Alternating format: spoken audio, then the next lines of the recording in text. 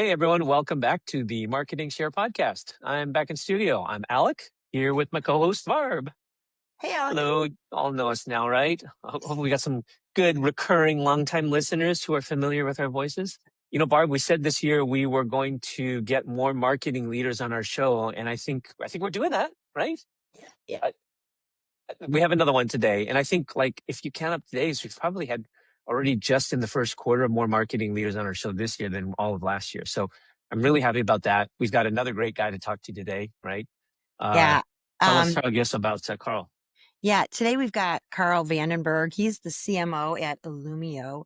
And Karl has got a great background. Actually, he started as a physicist. You're not going to believe that one, right? That's our Yeah, first, I yeah, think, that we've had. yeah, But yeah. Karl's got such a great framework and the way that he shapes narratives and stories and really both embraces the rigor of sales that you have to today to be a performance marketer, but also understanding the importance of the story and brand and how those come together to really excite board members, excite people around the company about what you're trying to do. And he's got just a great framework about how to be super simple and focused about how to achieve goals for marketing.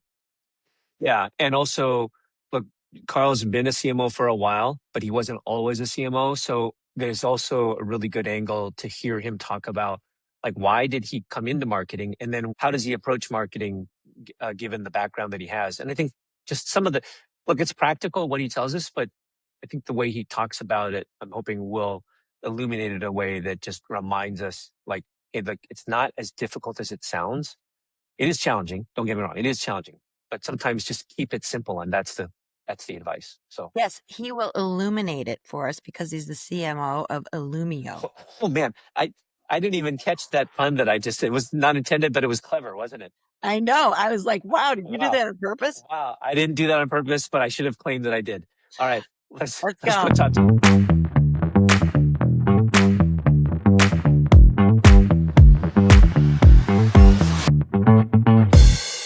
Hey, Barb. I'm good. We're back in studio. Yeah. Today we've got Karl Van Den Bergh with us, CMO at Illumio. And Karl, welcome to the Marketing Share Podcast. Great to be here, Barb, and great to meet you as well, Alec. Yeah, same here. We love to kind of have you walk us through a little bit of your career journey and how you became CMO at Illumio and give us the kind of pathway you took. Yeah. So, as we were discussing before the show started, not a career marketer, although I consider myself at heart like a product marketer. I love that intersection between product, technology, and market and how to communicate. Mhm. So, I think a lot of the skill in great marketing is how to simplify a complex topic. But I started, as a physicist, at least not practicing, but, physics. Then I did computer science, and then I did humanities in 3 different countries, in Ireland, then in London, and then in Florence. So love learning, kind of lifelong learner. And then I guess my career has really been guided by what interests me and opportunity, of course. And so I started as a developer in Paris, which was a phenomenal place. The lunch breaks were great with wine. I love that. I was like, is this career is going to be like this? And yeah, I found out it wasn't quite like that all the time, but definitely the 2 hour lunch breaks with wine was a good start to a career. And then I moved into product management. I did M&A and corporate strategy. I ended up running the corporate strategy board at Business Objects, a publicly traded business intelligence company. And that kind of brought me to the US. So I started my life and career in Europe and then came over to the US. I mentioned to you earlier, Barb, I spent about 6 months in Chicago as part of that first move to the US, which I loved. And then landed in Silicon Valley, worked at startups, heading up product. And then in the last few roles, I have made my way to the CMO. We could talk about that obviously in the show, but there are things I love about being a CMO, and there are things that are really challenging, and I actually like challenges. And so, but it hasn't always been a straight line. And so I'm happy to share kind of my life lessons and lessons in this role, because I think it's a very complex, but often misunderstood role. I love that you said that. First of all, I started in the advertising business, and there was a lot of 2-hour lunches in the advertising business, back in the day. Doesn't happen that way Doesn't anymore. happen that way. Yeah, Yeah. but back in the day, that Yeah. was the case a bit. But wow, what a varied background. And physicist, oh my gosh, that's not a normal pathway to CMO. What the heck? I think Carl gets the record for it. I think he's the Yeah. first physicist that we've had on our show. Yeah, Former we've had physicist. engineers that became marketers, but not a Right. physicist. You've got to Right. be our first.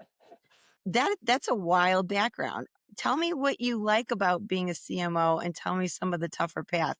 Marketers, this is the audience here, right? And so people will appreciate this. I have this rate. I'll start with the ratio first that makes marketing so interesting.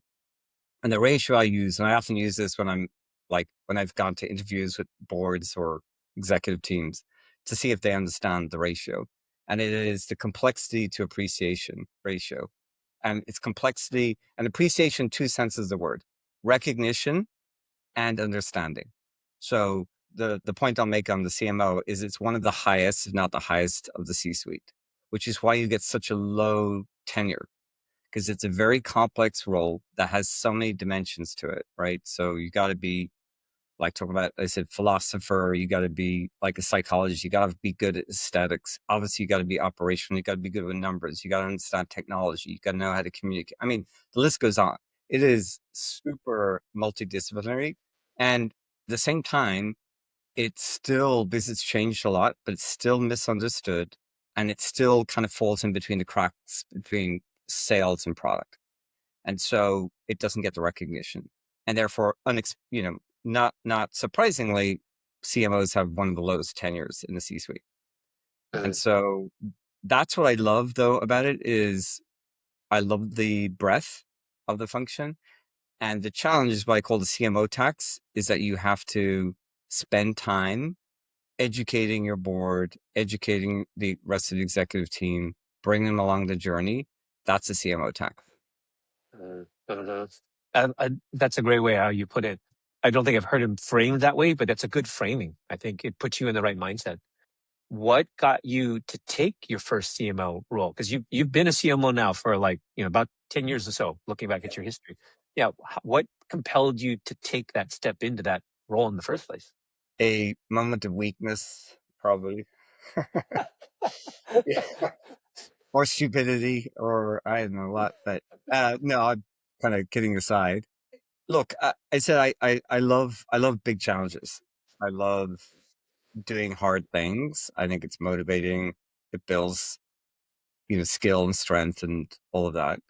And so I said I genuinely like, shaping the image of a company or shaping the story. And I think, well, if we get to it during the conversation today, that I think is a big part of what marketing does, is like, how do you tell the story? That's the theme that I would say through any great marketing, back to what I said earlier about making it simple. You got to make things easily digestible. And often in technical marketing, we make the mistake sometimes of talking technically to a technical audience about a technical subject, but that's not good marketing, right? Good marketing is making it really simple, because even the smartest people don't have a lot of time.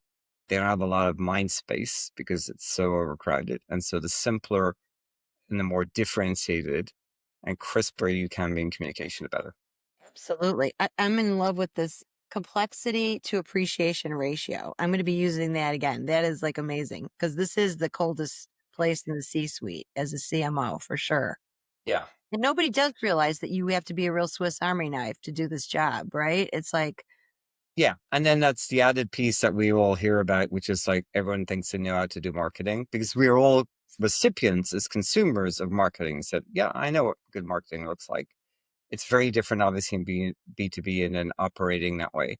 The shift also that I'm signaling in terms of marketing, and I think it's an important one, and one for marketing leaders to embrace, is a representative of the market, which is why my title at Illumio is purposefully Chief Market Officer and not Chief Marketing Officer. Because I want to represent the market and the voice of the market, and I want to be the voice of the company to the market.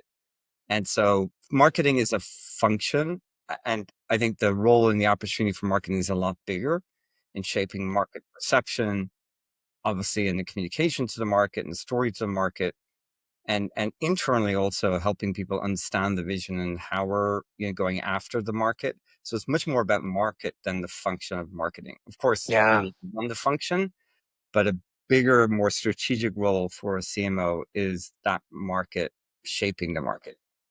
Thank you for pointing that out. Honestly, I missed seeing that, but I'm very familiar with that concept because, yeah, like good marketing, you are representing the market. And so I love that you have actually asked and wanted that title. Do you feel like you've always done this? And so now you're adopting the title to reflect that? Or are you deliberately taking a very specific stance now in your role at Illumio that you're trying to differentiate maybe from past CMO roles? Probably a little bit of both, Alec. I think, part of it is certainly, it takes a little while it's complex function. So it takes a little while to kind of learn the ropes and getting comfortable with the function.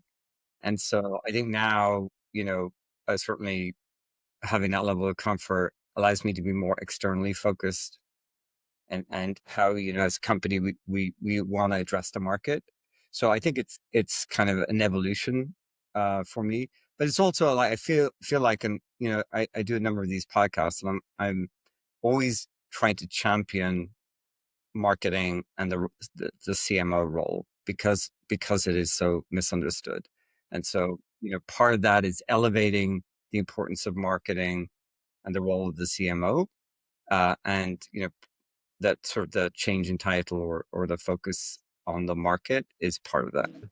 I think shaping stories, and I always say telling your board and folks how to think about marketing is as big as the job of as marketing is, right? It's like, let me help you how to frame and shape how to think about it is Yeah. number one.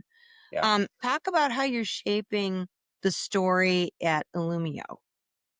Yeah. This is, so I've been here a year and I'm having a lot of fun. It's a great company. It's a great place to be. I think, part of it is that we're at an inflection point as a company. And so the opportunity, I think, coming on board was this company feels, and just for the audience who may not know the company, we're in cybersecurity, whereas the vast majority of cybersecurity is like trying to stop the bad guys getting into the system. Totally, important, necessary. We really focus on what happens when they get in and stop the damage. Right. So we talk about containing the breach, and I'll explain the kind of how we got there. But most of cyber is trying to like stop breaches, prevent breaches. The reality is, unfortunately, breaches are inevitable. You will get breached. It's not a matter of if, right? It's when. And I think companies are finally waking up to this fact, and they don't have a plan B. They're like, okay, what happens once they actually get in? And so there's a big difference between getting in and like, imagine like you've got a house, right? Same idea. You want your alarms, you want your doors locked and your windows locked. But look, burglars, if they want to get in, they'll get in, right? That's one thing. But if you were like your high value assets are in a room, which basically are, steel cage and there's no one can get in, doesn't matter if they get in, they can't find anything valuable. And that's essentially what we do. We're kind of like the steel cage within the company, that your high value assets are segmented or separated. So nobody can actually get in. Even if they get into your company, they can't get in to and get access to your high value assets. So you don't have any ransomware, you don't have any data exfiltration, you don't have leakage of customer data, nothing. So the shaping of the story was really that simple. And we were known as the zero trust segmentation company. It was a lot of kind of gobbledygook words for people that don't know what that is. So it's all about the technology, right? It's important stuff. But at the end of the day, now we are the breach containment company. And it's like, what is the value that you do? How are you different? Which is everyone else is preventing breaches, we're containing them. And why is it necessary? Just what I said. So it's about simplifying the message to market, making yourself different. And I'm a big believer in being different. You got to find a way to be different. Otherwise you don't stand out. So that, I can talk obviously a lot more about it, but that's kind of in summary, the journey that we've been on. Did you have to sell your board on that story, Carl? Or, like talk a little bit about like what it took to elevate from, the previous positioning to this broader and more effective storytelling? This was kind of already underway. It wasn't, the concept was a campaign idea. And, I was listening to the team about this campaign. And it was like, okay. And I saw the opportunity really I saw a lot of kudos goes to the team for already sort of moving in that direction. I saw the opportunity to just really reposition the company around this, as opposed to just a campaign. This became, we are now the breach containment company, and everything that we do now is around that. So to your question, Alec, we were presented to the board on this, hey, we're going to reposition the company. I think they got it, because we heard from also when the sellers were starting to talk about this, they were getting resonance with their customers. They said, oh, I get what you do now, right? Zero trust segmentation is a bit too much. It was like, okay. And people in the space knew what segmentation was and micro-segmentation. And, the company had been building that market for a while. But when you tell a customer we contain breaches, it's very clear. And so the salespeople were like nodding their heads and the customers were nodding their heads. So that was already a good sign. And then selling it to the board actually wasn't that hard. Again, simple. And I like to say, as a previous mentor of mine would say, when presenting to the board, he would say in a kind of funny way, but it's like, hey, when you're presenting to the board, it's big animal pictures. Big animal. So, which is true. And I tell my team, the higher up you go, the simpler you need to be, which is kind of counterintuitive. It's like, if you're presenting to the board, it's big animal pictures. And that's how I present to the board, big animal pictures. I love it. Big animal pictures. I'm going to remember that from now on for sure. Well, I have to say that you did a good job in thinking that through, because come on, most people who are in the cybersecurity world saying, don't worry, with us, you'll never get a breach. Come on, everybody's eye rolling on that right now, right? Because it's like Yeah. we're numb to it. So come on, you have to go somewhere else, right?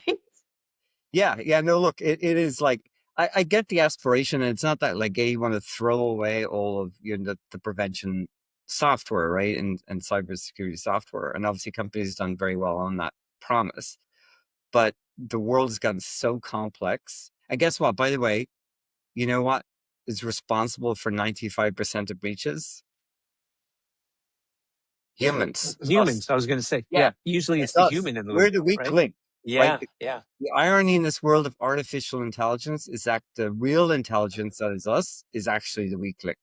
And so 95% of breaches start with human error. Unless you're literally going to put in, a chip in our brain and turn this into, a cyberkinetic organism, we're going to have this problem, right? Unless you take us out of the loop, we're going to have this problem. So it's just waking up, and we got a campaign right now, which is more of a conversation, I would say somewhat controversial, or even controversial conversation with the industry, that cyber is broken. Because the reason that it's, we talked about some of it, but when you look at the data, it's not just an opinion. When you look at the data, which is every year, we are spending more and more money on cybersecurity. So $250 billion last year, and projected every year to increase. $250 billion worldwide last year. The problem we're trying to solve, cybercrime, is getting worse every year. $12 trillion is the estimate of cybercrime. That would put us that would be like the third largest country in the world by GDP, if it was a country. And that gap is getting worse. So in other words, we're spending more and more every year on solving for a problem that's getting worse and worse. It's clearly not working. And yet we're not having a conversation about it. And so we are like, I would liken us to the kid in the Hans Christian Andersen tale of The Emperor Has No Clothes. We're the kid like, hey, the dude has no clothes. And everyone now is like, oh yeah, you're right. And it's a surprise. We're starting this conversation. Everyone's like, oh yeah, we agree. I said, good. Let's have a conversation. Let's be honest about the situation so we can solve for it. Yeah. Many industries are not that honest about some of those challenges. Hey, so you're known for bringing the rigor of sales into marketing. Talk about what that looks like in practice at Illumio. So part of it is like the outside in, right? So I was a GM a few times, and so knowing how to run, a business and a P&L definitely helps.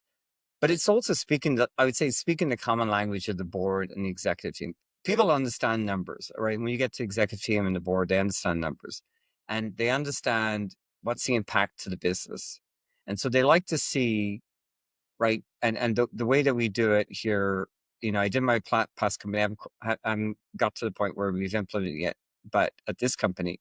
But what I did was certainly on when it comes to pipeline, which is, obviously central to what marketing does, is to have essentially a quota. So we have a target for our team. We have an overassignment. So the number I commit to the board is smaller than the number my team is targeted. So it's like sales, you have overassignment of quota. We do a forecast. So I have a model that allows us to say where we are based on seasonality, based on all the programs, and you literally put the data into the model of all of the activities, and then it has a forecast. It says, okay, this is the forecast. Because it's different than saying, yeah, this is our target, this is where we are today, but then there's also the forecast. So you present a forecast of where your pipeline is going to be.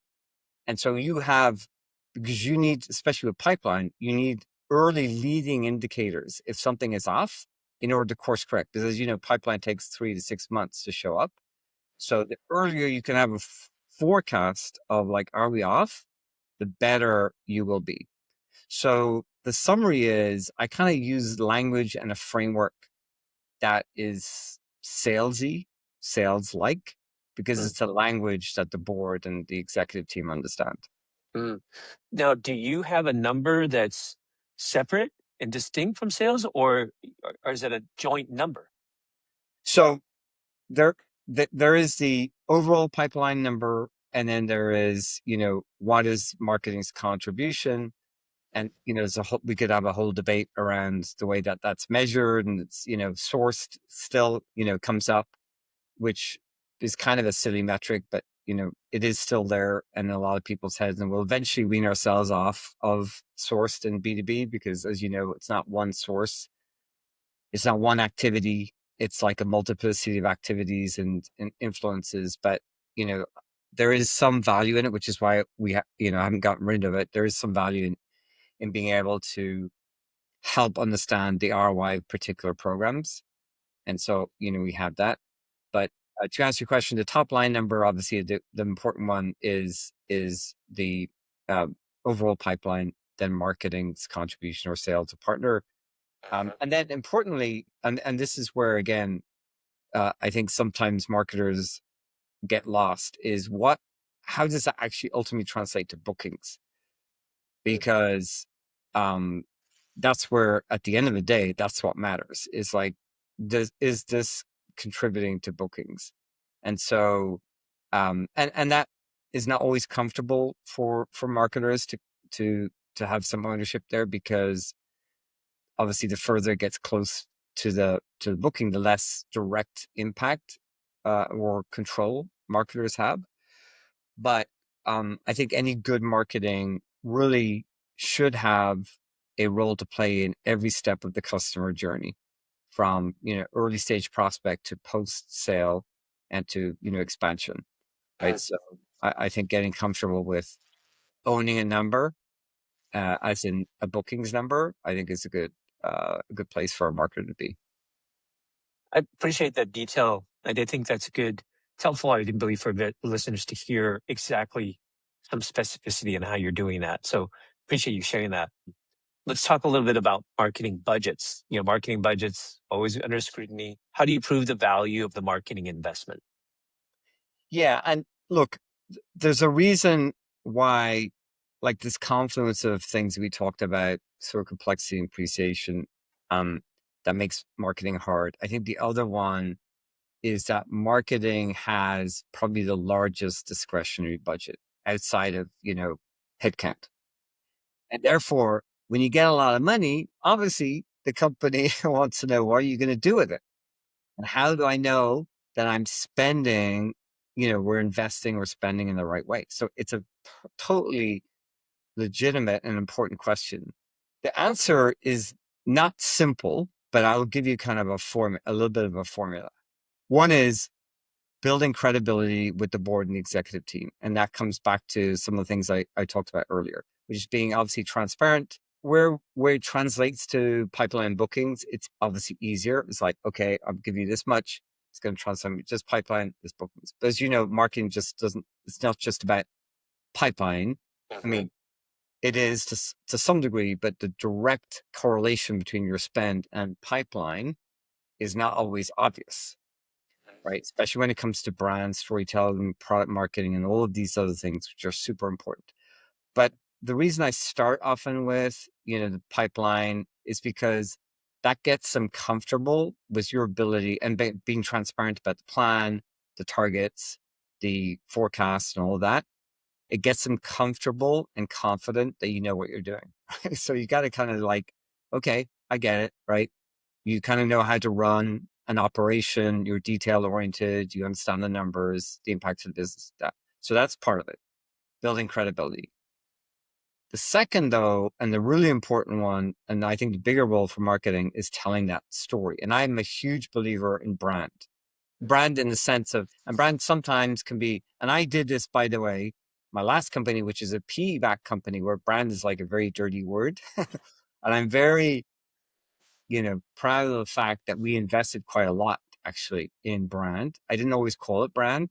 I call it like awareness, or I called it, air cover or whatever. I used some other pseudonyms. You didn't use the 5-letter word? Yeah. I didn't use that word, right?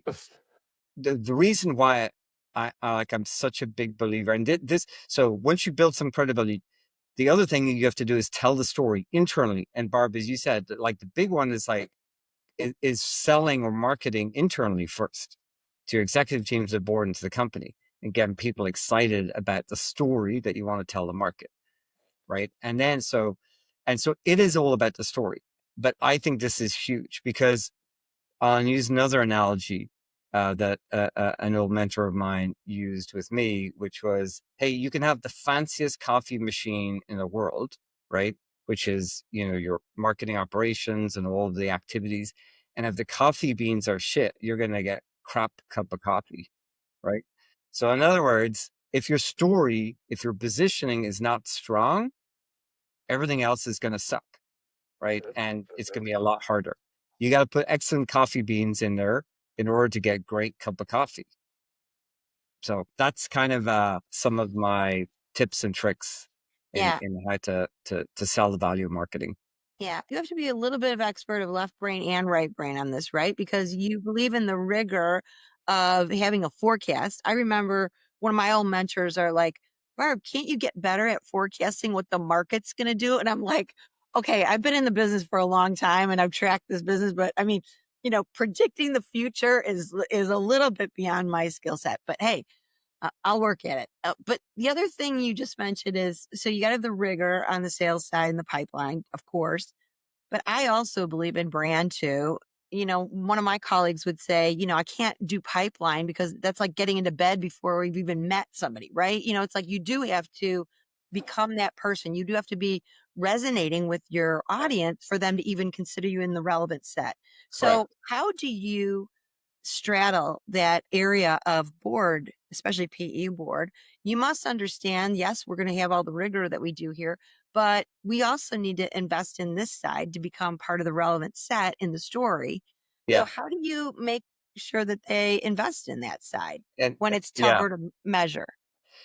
so I again, if you get them excited about the story that you want to tell, so this is how we're like, I'll take the, we are a zero trust segmentation, positioning as breach containment. Now, I went back after the planning was done, the AOP was done, and I said, I think we're at a time and place where we need to invest more in awareness. And so I actually went back beyond the original AOP and went, asked for more money, quite a significant increase in investment specifically in awareness. And was able to get that because the board, the executive team, CEO were very excited about the story that I wanted to communicate, that we wanted to communicate to the market. So they're like they're like, oh yeah, this is great. Yes, we want we want to be seen that way. So okay, but we obviously need to put money into getting the message out. But once they're excited about the story, the rest becomes fairly easy. They kind of want to participate and they want to help. So look, but I love what you said about left brain, right brain. For this is why, as I said, that being a CMO is such a tough job, because it does actually require you to have left brain and right brain skills, and that is not common. It is not right. It's and look, everyone's going to be better at one aspect than another for sure. I would say ultimately, I'm probably a strategist. That's probably, if I had to cite my core, where I said product marketer, but kind of strategist is kind of my core. But it is a very demanding role, and at the same time, very exciting, because you get to do so many different things. Mm-hmm. Isn't it ironic that your advice there on how to sell that to the board, it's the same advice that you're saying that, these marketers know to sell your story to the market, right? It's use that power of storytelling, Yeah, you right? do. Get, Yeah. get your board to buy into that same story, and then they're going to want to tell it too. Yeah, and they get excited, and they say, okay, how fast can you go? Right. So look, it is, we're all humans, right? We humans love story. We love stories. We want to, we love the hero story, and we love the vision, and we get excited about things. That's what makes life interesting. And so, if you get people excited about something, it becomes a lot easier. Yeah. Do you have a particular story framework that you like to use? Some marketers really follow the story brand concept, or maybe even not a framework for story, just marketing frameworks in general. If there was anything that you'd want to share. So I do have a marketing framework. I'll tell you about it in a minute. As far as story goes, though, every situation is a little bit unique for me. So I kind of come in and again, this way my brain works is, take a lot of information in about the market and what's, I'll talk to a lot. I mean, it's a lot of listening inside and outside the company. And then it's just, I let it back to the coffee analogy. I let it percolate. Sort of percolates, right? In the background. Let And it then, brew. Yeah. yeah, let it bruise, right? Mm-hmm. I'm not like I wouldn't say I'm not like a fast thinker. I'm a slow thinker, Mm-hmm. right? Which sometimes gets me into trouble, because, I'll be like, hold on a sec, I need time to answer the question. But maybe, slow and deep go together. So it kind of takes a while to seep in. And then something comes out. I honestly, I don't know how to formulate that thing, but it's sort of some kind of, this is where by the way, I think, meditation has been very helpful. I'm a big believer in making sure everyone is really rested, takes care of themselves, because I think when you slept better, when you're feeling good, your natural creativity will come out. And so I kind of do that. So I don't have a great formula other than say, get good sleep, feel good, go somewhere where you're inspired, and you'll come up with a good story. Mm-hmm. On the framework, though, the one I use a lot is the plan on a page. So where I have essentially the entire marketing plan for the year on a single slide page. Love it. And it basically has like 5 columns and 5 rows or thereabouts. So the rows are, hopefully your company has top 3 to 5 objectives or goals, right, at the company, right? So let's assume that that's the case. Most companies do. So you got your company objectives, right, 3 to 5. And so the rows, the columns are, obviously the company objective. What is the marketing focus to support that objective? The strategy, right, to operationalize that. What are then what I call big rocks? So the big things that you're going to do to execute on the strategy, and then the big KPIs, right?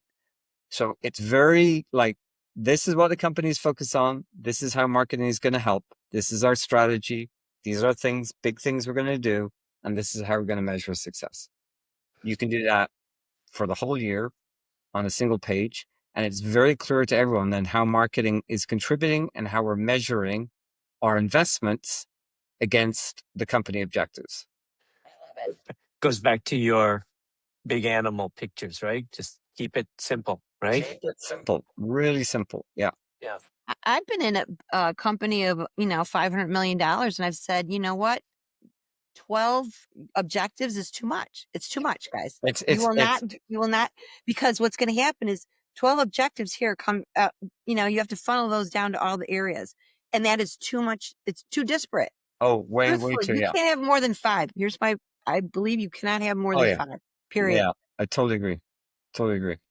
And I've had to, ask them to dial that back in some cases where it's just like, no one can remember 12 things. There's no way they're going to remember, right? So I'm a huge believer in keeping things simple. Less is more. The other thing I use with my team a lot is Pareto's principle, 80-20, is like really try to focus, find those couple of things that are going to have the biggest impact and focus on those, because the complaint I always hear is like, oh, we've got too much to do, too much going on. We don't know how to prioritize. So I keep coming back to, and then learning to say no. This is a skill that, I help my team build all the time. And we even actually had practice sessions where we do a skit. We did a skit in front of my whole marketing team where I got, this is part of the skit. I got very excited about Project Unicorn, Glitter Unicorn, just random thing that I came up with, right? Project Glitter Unicorn. And I was like, okay, I need to focus on this. And so I was having the person basically practice saying no to me. And there's good and bad ways to say no. So I said no to the executive team on certain things, like pipeline commitment. But again, there's a way to do it that people understand, and you get them to buy in. But back to we've got way too much going on all the time. And so you got to really keep it simple, really focus. Okay, I'm going to switch over because every single podcast we do has to bring up AI in some way, shape, or form. It seems we haven't done yet. This is pretty good. I know. I mean, literally, it comes up all the time. So I do have to bring it up, right? So it is, the dust that's sprinkled around everything that we're doing right now. Clearly, I mean, I always say that for marketers, it's making us flex that learning and getting uncomfortable muscle that we did when we were younger, our first, job or two, where you're learning everything. You have to be so wide-eyed and everything. I think that helps us, AI is helping us flex that. But tell us how it's permeating in your organization, and what's your approach to how you bring it into marketing strategy and not make it this weird thing off the side, how you, make it part of the organization. Very passionate about this topic. So, but I think a big part of it though, that gets lost is the human element. So I'll again, some frameworks that might be useful to the audience in terms of how we're operationalizing it.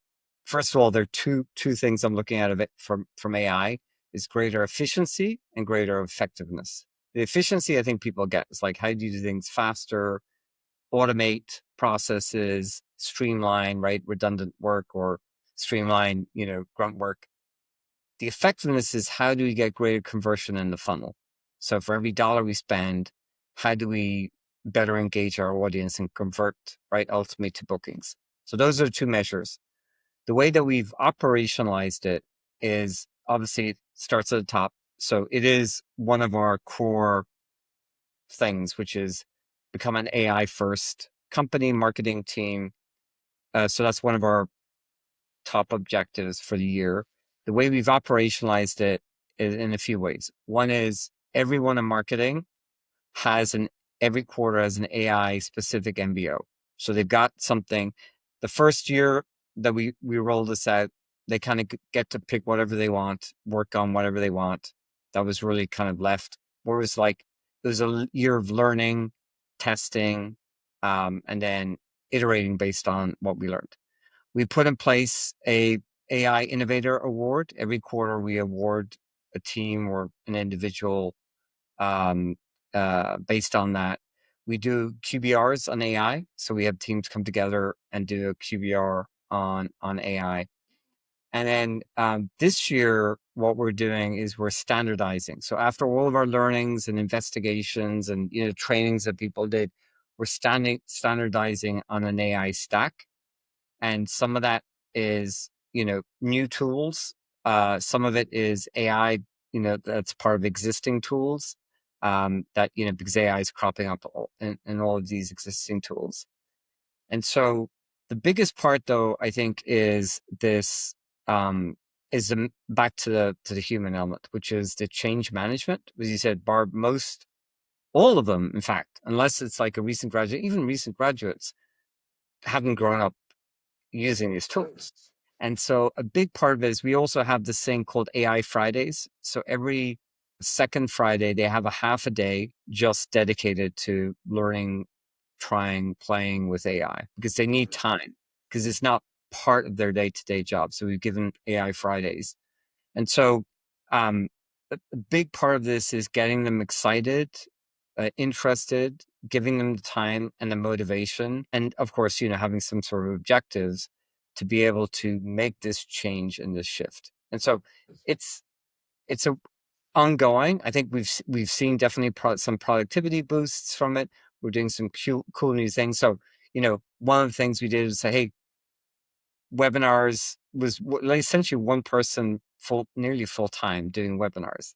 And now we've got it down from essentially one person to full time to one day through vibe coding with Replit, which is one of these vibe coding platforms to be able to automate all the processes. And, so it's having a big impact in productivity.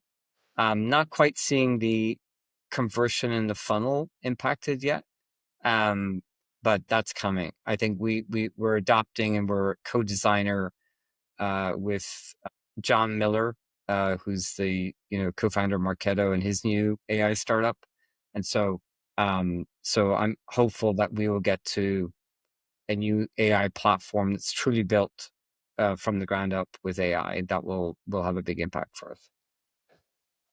I'm excited about that. That's interesting. Also, I'm glad you mentioned this time for people, right? I call it safe to great or something, right? It's like you have to feel like you have, the pressure is not so high on anxiety so that you're like, you can't think or play or create. I Right. mean, that's an important space to be able to build for people. So I think that's important. Huge. Yeah, it's huge. Yeah. Yeah, look, I said it's people have got their regular job, right? So, and now we're introducing a huge amount of new into their job. And yes, there's lots of potential for making their job easier, but there's the upfront learning process changes and all of that they have to go through. And there's some trial and error, right? Because not everything that we try works. So I think giving people the time to play around with this is a really important part of this transformation. I love a lot of those ideas. I'm gonna have to steal a couple of those. I was already thinking about maybe how to apply those to my team. So thank you for sharing those. Those are great. Carl, this has been a great conversation. I think maybe in closing, let me ask you this, because our audience and our podcast here is targeted towards marketers, especially marketers trying to up their game. A lot of our listeners are maybe leading marketing functions for the first time, whether it's, whether you're a director or a VP, or maybe the first time as a CMO. So you said a lot of great things here. If you could go back and maybe tell yourself from 10 years ago, or you are coaching someone now, what are a few closing comments that you would tell someone to a marketer that's stepping into that CMO role for the first time? There was a lesson for me. It took me a long time to learn. It was like, believe in yourself. Especially when you're starting kind of going in these bigger roles, more responsibility. So two things: be yourself and believe in yourself. And so the be yourself means, and I really do, and I said this actually in another podcast recently, I think we all have our unique genius to bring to the world in general, and then as a marketer to bring to marketing. Only you can see the world the way you see it. And there's a uniqueness to that sometimes get lost when people try to be somebody else or someone they're not. So I think embrace who you are, number one. And that can be hard. And certainly was for me, right? I have a lot, my goodness, if you met me 20 plus years ago, a lot of insecurities, a lot of self-doubt. So my thing to myself would be, look, just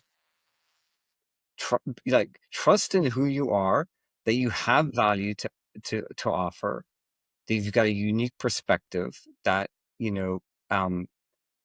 that will often come through. And like, I find myself talking about all sorts of things in these podcasts as a result of just being more myself.